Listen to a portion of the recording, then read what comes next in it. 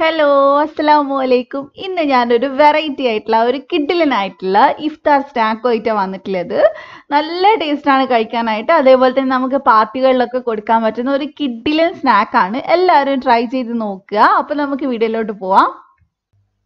അപ്പോൾ ആദ്യം തന്നെ നമുക്ക് ഈസ്റ്റ് ഒന്ന് പൊങ്ങാൻ വെക്കണം. ഞാൻ അതിന് വേണ്ടിയിട്ട് ഒരു ബൗളിൽ 1/4 കപ്പ് ഇളം ചൂടുള്ള പാൽ എടുത്തിട്ടുണ്ട്. അതിനകത്തോട്ട് 1.5 ടീസ്പൂൺ ഈസ്റ്റ് ചേർത്തിട്ടുണ്ട്. ഇൻസ്റ്റൻറ്റ് ഈസ്റ്റ് ഉണ്ടെങ്കിൽ അതാണ് കുറച്ചുകൂടെ നല്ലത്, പെട്ടെന്ന് പൊങ്ങി കിട്ടും. ഇനി ഇതിനകത്തോട്ട് 2 ടീസ്പൂൺ പഞ്ചസാരയും കൂടെ ചേർത്തിട്ട് നമുക്കിതൊന്ന് മിക്സ് ചെയ്തെടുക്കാം. ഈസ്റ്റ് എടുക്കുന്ന സമയത്ത് ഫ്രഷ് ആയിട്ടുള്ള ഈസ്റ്റ് തന്നെ എടുക്കുക. ഡേറ്റ് കഴിയാറായ ഈസ്റ്റ് എടുത്തു കഴിഞ്ഞാൽ നമുക്ക് നന്നായിട്ട് പൊങ്ങി കിട്ടൂല, അപ്പം മാവും സോഫ്റ്റ് ആയിട്ട് കിട്ടൂല. അതേപോലെ തന്നെ പാലിന് ചൂട് കൂടാൻ പാടില്ല, പിന്നെ ഈസ്റ്റ് പൊങ്ങി വരില്ല. അപ്പം അതൊക്കെ കുറച്ച് ശ്രദ്ധിക്കണം. ഇതിൻ്റെ ഡീറ്റെയിൽ ആയിട്ടുള്ള ഡോണറ്റിൻ്റെ റെസിപ്പി ഞാൻ മുമ്പ് ഇട്ടിട്ടുണ്ട്. ഇത് നമ്മൾ ഡോണറ്റിൻ്റെ സെയിം മാവാണ് ഉണ്ടാക്കുന്നത്. അപ്പോൾ അത് ഞാൻ ഡീറ്റെയിൽ ആയിട്ട് മുമ്പ് ഇട്ടിട്ടുള്ളതാണ്. അതിൻ്റെ ലിങ്ക് ഞാൻ ഡിസ്ക്രിപ്ഷനിൽ കൊടുക്കുന്നുണ്ട്. അപ്പോൾ ഇനി ഞാൻ 1.5 കപ്പ് മൈദ എടുത്തിട്ട് നന്നായിട്ട് അരിച്ചെടുത്തിട്ടുള്ള മൈദയാണ്. അതിനകത്തോട്ട് 1 ടീസ്പൂൺ പഞ്ചസാര ചേർത്ത് കൊടുത്തിട്ടുണ്ട്. അതേപോലെ തന്നെ ഒരു 1/2 ടീസ്പൂൺ ഉപ്പ് ചേർത്ത് കൊടുക്കുക. പിന്നെ ഞാൻ ഇതിനകത്തോട്ട് 3 ടേബിൾ സ്പൂൺ സൺഫ്ലവർ ഓയിൽ ചേർക്കുന്നുണ്ട്. ബട്ടർ ഉണ്ടെങ്കിൽ ഏറ്റവും ബെസ്റ്റ് ബട്ടറാണ്, നമുക്ക് നന്നായിട്ട് ചെയ്തെടുക്കാൻ അതാണ് നല്ലത്. അപ്പോൾ കയ്യിലുള്ളവർ ബട്ടർ ചേർത്ത് കൊടുക്കുക. എന്നിട്ട് നമുക്കിത് നന്നായിട്ടൊന്ന് മിക്സ് ചെയ്തെടുക്കുക. നല്ലപോലെ നന്നായിട്ട് മിക്സ് ചെയ്യുക. ഇതിനകത്ത് വെളിച്ചെണ്ണയൊന്നും ഒഴിക്കരുത്, എന്തെങ്കിലും വെജിറ്റബിൾ ഓയിൽ തന്നെ ഒഴിച്ചു കൊടുക്കണം. ഇനി നമുക്ക് ഇതിനകത്തോട്ട് ഒരു മുട്ട ചേർത്ത് കൊടുക്കുക. അതേപോലെ തന്നെ നമ്മുടെ ഈസ്റ്റ് പൊങ്ങിയതും കൂടെ ചേർത്ത് കൊടുക്കുക. ഈസ്റ്റ് ഒരു 10-15 മിനിറ്റ് ആകുമ്പോഴേക്കും പൊങ്ങി കിട്ടും. അതിനുശേഷമാണ് നമ്മൾ മാവ് കുഴച്ചെടുക്കുന്നത്. ഇനി നമുക്ക് നന്നായിട്ട് ഇതൊന്ന് മിക്സ് ചെയ്ത് കുഴച്ചെടുക്കാം. വെള്ളം ആവശ്യത്തിന് കുറച്ചായിട്ട് ഒഴിച്ചിട്ട് കുഴച്ചെടുക്കണം. മൈദയാണ്, വെള്ളം കൂടിപ്പോയാൽ നമുക്ക് റെഡിയാക്കി എടുക്കാൻ പറ്റില്ല. അപ്പം നന്നായിട്ട് മിക്സ് ചെയ്തെടുക്കുക. സാധാ നോർമൽ വെള്ളം തന്നെ ചേർത്താൽ മതി. കുഴക്കുന്ന സമയത്ത് അത്യാവശ്യം നന്നായിട്ട് തന്നെ നല്ല സോഫ്റ്റ് ആവുന്നവരെ ഒരു 5-10 മിനിറ്റ് ഒന്ന് കുഴച്ചെടുക്കണം. കൗണ്ടർ ടോപ്പിലൊക്കെ ഇട്ട് കുഴച്ചെടുക്കുകയാണെങ്കിൽ പെട്ടെന്ന് റെഡിയാക്കി എടുക്കാൻ പറ്റും. എന്നാലേ മാവ് നന്നായിട്ട് പൊങ്ങി വരുള്ളൂ. അപ്പം ഞാൻ നന്നായിട്ട് കുഴച്ചെടുത്തിട്ടുണ്ട്. ഇനി ഞാൻ ആ സെയിം ബൗൾ തന്നെ 1 ടീസ്പൂൺ ഓയിൽ ഒഴിച്ചിട്ട് നന്നായിട്ടൊന്ന് ഗ്രീസ് ചെയ്തെടുക്കുന്നുണ്ട്. എല്ലാവരുടെയും ഓയിലൊന്ന് തടവി കൊടുക്കുന്നുണ്ട്. നമുക്ക് പൊങ്ങാൻ വെക്കാൻ വേണ്ടിയിട്ടാണ്. ഇനി നമ്മുടെ മാവ് കുഴച്ചത് ഇതിനകത്തോട്ട് വെച്ച് കൊടുക്കുക. അതിനുശേഷം മാവിൻ്റെ മുകളിൽ ഒരു 1/2 ടീസ്പൂൺ ഓയിൽ ഒഴിച്ചിട്ട് ഒന്ന് നന്നായിട്ടൊന്ന് എല്ലാവരുടെയും ഒന്ന് ആക്കി കൊടുക്കുക. കാരണം നമ്മളിങ്ങനെ ചെയ്താലേ നമുക്കിത് പൊങ്ങി വരുന്ന സമയത്ത് ഈസി ആയിട്ട് എടുക്കാൻ പറ്റുള്ളൂ. ഇനി നമുക്കിത് അടച്ചു വെച്ചിട്ട് ഒരു 2-3 മണിക്കൂർ വെക്കാം. നന്നായിട്ട് പൊങ്ങി കിട്ടണം. ചില സ്ഥലത്ത് പെട്ടെന്ന് 1 മണിക്കൂർ കൊണ്ടൊക്കെ പൊങ്ങി കിട്ടും. അപ്പോൾ ക്ലൈമറ്റിനനുസരിച്ച് ചിലപ്പോൾ മാറ്റം വരാം. അപ്പോൾ എനിക്ക് ഏകദേശം ഒരു 1.5 മണിക്കൂർ എന്തായാലും എടുത്തിട്ടുണ്ടായിരുന്നു. ഇത് റെഡി ആകുമ്പോഴേക്കും നമുക്കിനി ബാക്കി ചിക്കൻ്റെ കാര്യങ്ങൾ നോക്കാം. ഞാനിവിടെ ഏകദേശം ഒരു 4-5 പീസ് ചിക്കൻ എടുത്തിട്ടുണ്ട്. എല്ലുള്ള പീസ് തന്നെയാണ്. അത് നമുക്കൊരു കടായിക്കകത്തോട്ട് ചേർത്ത് കൊടുക്കുക. ഇതിന് നമുക്ക് ഉള്ളിയും തക്കാളിയും ഒന്നും വഴറ്റി അങ്ങനെ മസാല ഉണ്ടാക്കി കുറേ സമയമൊന്നും കളയേണ്ട ആവശ്യമില്ല. നമുക്ക് എളുപ്പത്തിൽ ചെയ്യാവുന്നതാണ്. കുറച്ച് സമയം എടുക്കുന്ന മാത്രമേ ഉള്ളൂ. ഞാൻ ഇതിനകത്തോട്ട് 1 കപ്പ് വെള്ളം ഒഴിച്ചിട്ടുണ്ട്. അതൊന്ന് തിളച്ച് തുടങ്ങിയിട്ടുണ്ട്. ഞാൻ ഇതിനകത്തോട്ട് ഒരു 4 അല്ലി വെളുത്തുള്ളി ഒന്ന് ചതച്ച് ചേർത്ത് കൊടുക്കുന്നുണ്ട്. പിന്നെ നമ്മൾ എരിവിന് വേണ്ടിയിട്ട് കുറച്ച് കുരുമുളക് പൊടി ചേർക്കുന്നുണ്ട്. 1 ടീസ്പൂൺ കുരുമുളക് പൊടി, അതേപോലെ തന്നെ 2 നുള്ളു മഞ്ഞൾപ്പൊടിയും കൂടെ ഞാൻ ചേർത്തിട്ടുണ്ട്. മഞ്ഞൾപ്പൊടി നിർബന്ധമില്ല. പിന്നെ ആവശ്യത്തിന് ഉപ്പും കൂടെ ചേർത്തിട്ട് നമുക്ക് ഇതൊരു 10-15 മിനിറ്റ് നന്നായിട്ടൊന്ന് വേവിച്ചെടുക്കാം.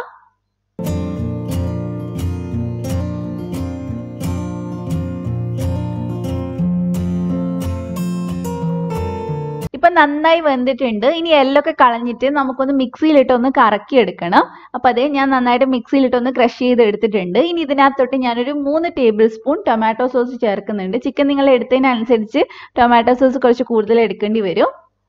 അപ്പോൾ ഇത്രയും അളവിന് ഇത്രയും ടൊമാറ്റോ സോസ് മതി. പിന്നെ ഞാൻ 1.5 ടീസ്പൂൺ ചുവന്ന മുളക് ഒന്ന് ചതച്ച് ചേർത്ത് കൊടുക്കുന്നുണ്ട്. ഒരുപാട് അങ്ങ് പൊടിച്ചെടുക്കണ്ട, ഈ ഒരു അളവിൽ പൊടിച്ചെടുത്താൽ മതി.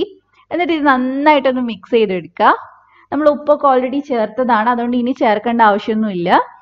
ഇപ്പോൾ കൈ വെച്ച് മിക്സ് ചെയ്യുകയാണെങ്കിൽ പെട്ടെന്ന് റെഡിയാക്കി എടുക്കാൻ പറ്റും. അപ്പോൾ അതേ നമ്മുടെ മിക്സ് ഇവിടെ റെഡിയായി. ഇതിന് കുറച്ച് ഞാനെടുത്ത് ഡെക്കറേറ്റ് ചെയ്യാൻ വേണ്ടി മാറ്റി വെച്ചിട്ടുണ്ട്. ബാക്കി നമുക്ക് ഫില്ല് ചെയ്യാൻ എടുക്കാം. അപ്പോൾ ഒരു 1-1.5 മണിക്കൂർ കഴിഞ്ഞിട്ടുണ്ട്. നമ്മുടെ മാവ് ഡബിൾ സൈസായി വന്നിട്ടുണ്ട്. നന്നായിട്ട് പൊങ്ങിയിട്ടുണ്ട്. അപ്പം പറഞ്ഞത് കറക്റ്റായിട്ട് ചെയ്താലേ ഇങ്ങനെ പൊങ്ങിയിട്ട് കിട്ടുള്ളൂ. ഇപ്പോൾ പൊങ്ങിയിട്ട് കിട്ടിയില്ല എന്ന് വെച്ചിട്ടും റെഡിയാക്കാണ്ടിരിക്കേണ്ട. എണ്ണയിലിടുമ്പോൾ കുറച്ച് എന്തായാലും പൊങ്ങി വരും, ഡോണറ്റ് പോലെ തന്നെ. അപ്പോൾ ഇനി നമുക്കിത് ജസ്റ്റ് ഒന്ന് നന്നായിട്ട് മിക്സ് ചെയ്തെടുക്കാം.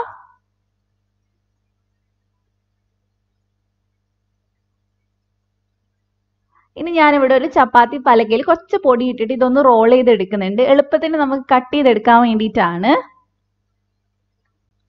ഇനി നമുക്ക് ഏകദേശം ഒരേ സൈസുള്ള പീസായിട്ട് ഇതൊന്ന് കട്ട് ചെയ്തെടുക്കണം. ഞാൻ ഒരു 5-6 പീസായിട്ട് കട്ട് ചെയ്യുന്നുണ്ട്. നിങ്ങൾക്ക് എളുപ്പത്തിന് വേണമെങ്കിൽ വലിയ ഡോണറ്റ് ഉണ്ടാക്കി എടുത്താൽ മതി.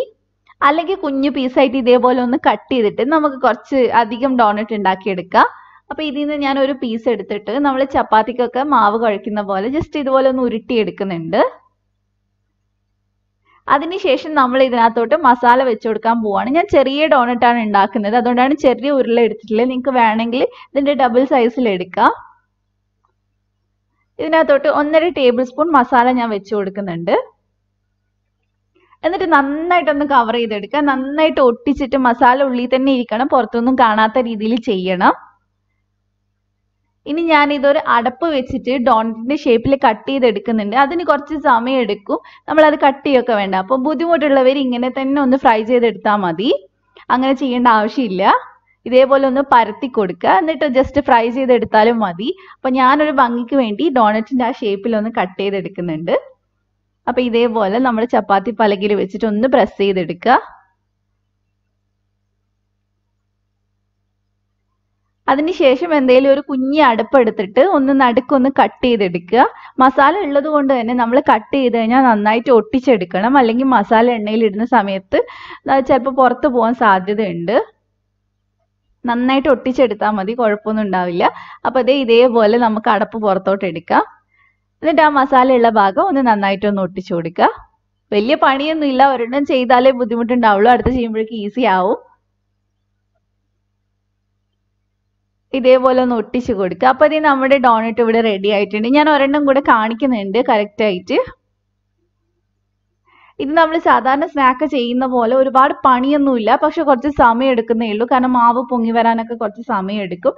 അല്ലാതെ നമ്മൾ മസാലയൊക്കെ വഴറ്റി ഒരുപാട് സമയം കളയണ്ട, ഒന്നും പരത്തിയിട്ടൊന്നും സമയം കളയണ്ട. കുറച്ചുകൂടെ എളുപ്പമാണ് ചെയ്തെടുക്കാനായിട്ട്.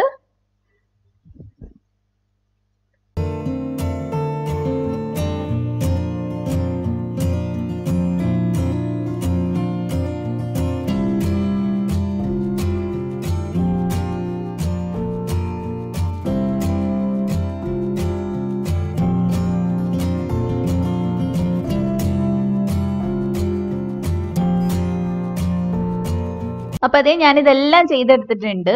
ഇനി കട്ട് ചെയ്ത പീസും ഞാൻ അങ്ങനെ മാറ്റി വെച്ചിട്ടുണ്ട്, ഫ്രൈ ചെയ്ത് മോനിക്ക് കൊടുക്കാനായിട്ട്. അപ്പൊ ഇനി നമുക്ക് ഇതൊന്ന് ഫ്രൈ ചെയ്തെടുക്കാം. അപ്പൊ ഞാനിവിടെ കുറച്ച് സൺഫ്ലവർ ഓയിൽ ചൂടാൻ വെച്ചിട്ടുണ്ട്. ഒത്തിരി ചൂടുള്ളപ്പോൾ ഇട്ട് കൊടുക്കരുത്, ഒരു മീഡിയം ഫ്ലെയിമിൽ വെച്ചിട്ട് ഇട്ട് കൊടുത്താൽ മതി. അതേപോലെ തന്നെ നമ്മൾ മീഡിയം ഫ്ലെയിമിലാണ് ഇത് ഫുള്ളായിട്ട് ഫ്രൈ ചെയ്തെടുക്കുന്നത്. ഉള്ളു കുറച്ച് വേവാനുള്ളതാണ്, അതുകൊണ്ടാണ്. അപ്പൊ കുറച്ച് കഴിയുമ്പോഴേക്കും ഇത് പൊങ്ങിയിട്ട് എണ്ണയിൽ നിന്ന് പുറത്തോട്ട് വരും. ആ സമയത്ത് നമുക്ക് ഇതൊന്ന് തിരിച്ചിട്ട് കൊടുക്കാം. 2 സൈഡും ഒരു 3 മിനിറ്റ് ഒക്കെ ആയിട്ട് ഒന്ന് ഫ്രൈ ചെയ്തെടുക്കുക, എന്നാലേ ഉള്ളു വെന്ത് കിട്ടുള്ളൂ.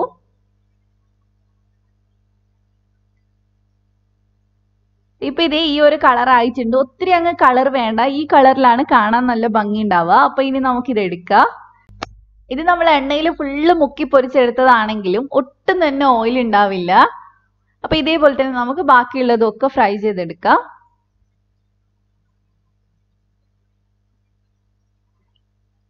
അപ്പൊ ഇതിവിടെ റെഡി ആയിട്ടുണ്ട്. ഇനി ഞാനിത് എങ്ങനെയാണ് ഡെക്കറേറ്റ് ചെയ്തതെന്ന് കാണിക്കാം. കാരണം ഇത് ഡെക്കറേറ്റ് ചെയ്യുന്നതിന്റെ ഒരു ഗുണം എന്ന് വെച്ചാൽ കഴിക്കാൻ കുറച്ചും കൂടെ ടേസ്റ്റ് ആണ്. ടൊമാറ്റോ സോസും അതേപോലെ തന്നെ നമ്മൾ ബാക്കി വെച്ചിട്ടില്ല, കുറച്ച് ചിക്കൻ ഞാൻ മാറ്റി വെച്ചിട്ടുണ്ടായിരുന്നു മിക്സ് ചെയ്ത് വെച്ചത്. അപ്പൊ അതൊക്കെ കൂടെ വരുമ്പോൾ മൊത്തത്തിൽ ആ ഒരു മസാലയും എല്ലാം കൂടെ ഇട്ട് നല്ല ടേസ്റ്റ് ആണ് കഴിക്കാനായിട്ട്. അപ്പൊ ടൊമാറ്റോ സോസ് ഇതേപോലെ ഒന്ന് റൗണ്ട് ആയിട്ട് വെച്ച് കൊടുത്തിട്ടുണ്ട്. അതിനുശേഷം മേളിൽ ഇതേപോലെ ചിക്കൻ കുറച്ചൊന്ന് വെച്ച് കൊടുക്കുക. നന്നായിട്ട് ഒന്ന് ചിക്കൻ വെച്ചൊന്ന് കവർ ചെയ്തെടുക്കുക. ഇതിങ്ങനെ ചെയ്യുകയാണെങ്കിൽ കാണാൻ ഒരു ഭംഗിയാണ്, കഴിക്കാനും നല്ല ടേസ്റ്റ് ആണ്. കൂടുതൽ മസാല ഉണ്ടാവും, കാരണം ഉള്ളിൽ അങ്ങനെ ഒരുപാട് മസാലയൊന്നും ഉണ്ടാവില്ല, ഒരു ബണ്ണ് പോലെയാണ് ഉണ്ടാവുക. അതിന്റെ മുകളിൽ ഞാൻ കുറച്ച് മല്ലിയിലയും കൂടെ വെച്ച് ഡെക്കറേറ്റ് ചെയ്ത് എടുത്തിട്ടുണ്ട്.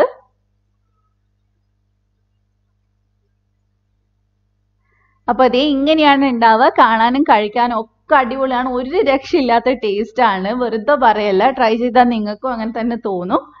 അപ്പൊ ഇത്രയേ ഉള്ളൂ. നിങ്ങൾ എല്ലാവരും ഇതേപോലെ തന്നെ ഡെക്കറേറ്റ് ചെയ്തെടുക്കുക. ഇനിയിപ്പോ ഡോണറ്റ് പോലെ കട്ട് ചെയ്യുന്നില്ലെങ്കിലും അതിന്റെ മേളിൽ ഇതുപോലെ ഡെക്കറേറ്റ് ചെയ്തെടുത്താലും ഭംഗി ഉണ്ടാവും കാണാനായിട്ട്.